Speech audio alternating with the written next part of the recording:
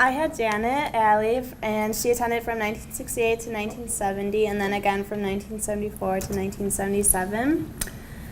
And her background, she grew up in Fontana, Wisconsin, which is close to Lake Geneva.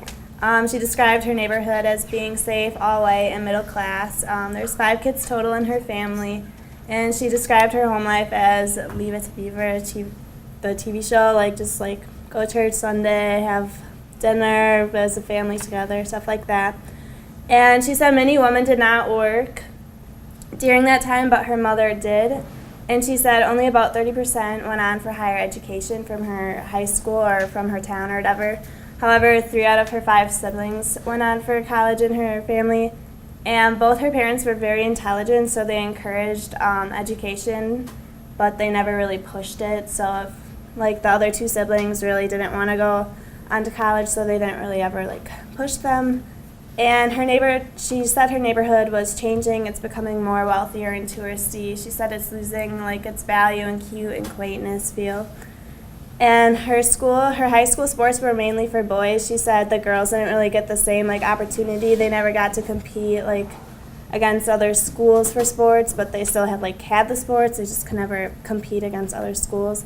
She said shop classes weren't ever offered to girls, and she said there were still strict rules, they had to wear dresses and bangs had to be above your eyebrows.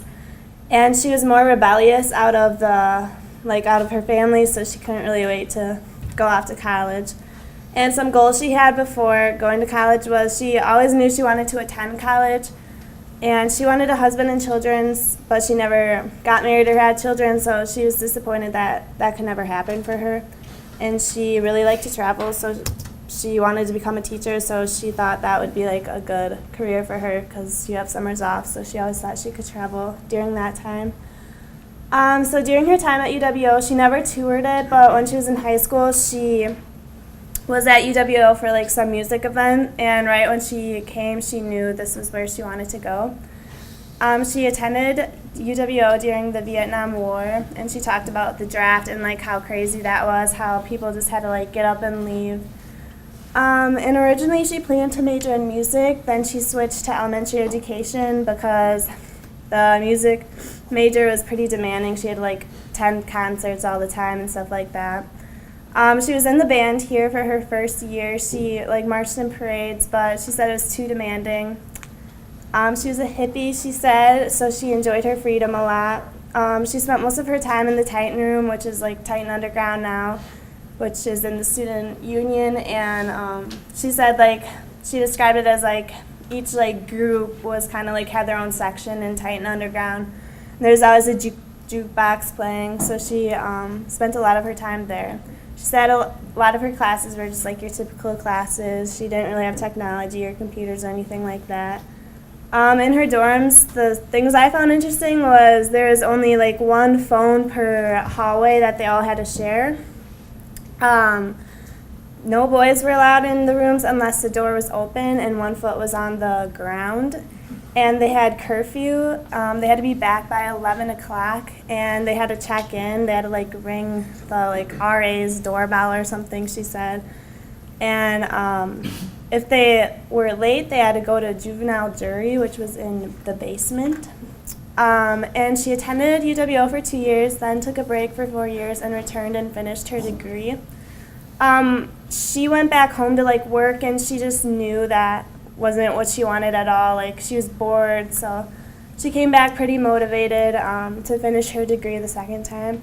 She paid for education all by herself because she said her parents had helped her brother at Madison pay, but they kind of were told him what to do and what they could and couldn't spend his money on, so she didn't really want that from them. And she said music was a really, really big deal back in that time. She would always go to the bars down at Menominee Park, was always concerts. She said dances were really big here at UWO too. The first week back they'd have dances, and for homecoming they'd have a dance and stuff like that. And she also said protesting was really big during this time. She was here during the Black Thursday event, and this is just a little clip describing what it was like. That was and then when it happened, as the day went on, the front line to MC Hall just got packed. It's, people with those megaphones, Mhm. trying to tell everybody what's going on. She said it got pretty chaotic and just nobody really knew what was going on, so it was just a big fiasco. And then she said the ratio makeup of UWO during that time was a little over 100 African Americans and just several other Asians, but it was mainly white. And post-college, she ended up with an elementary education major, but the job market was really tough. She couldn't find a job for a really long time, so she just became a computer programmer and ended up loving it. But now she substitutes here and there.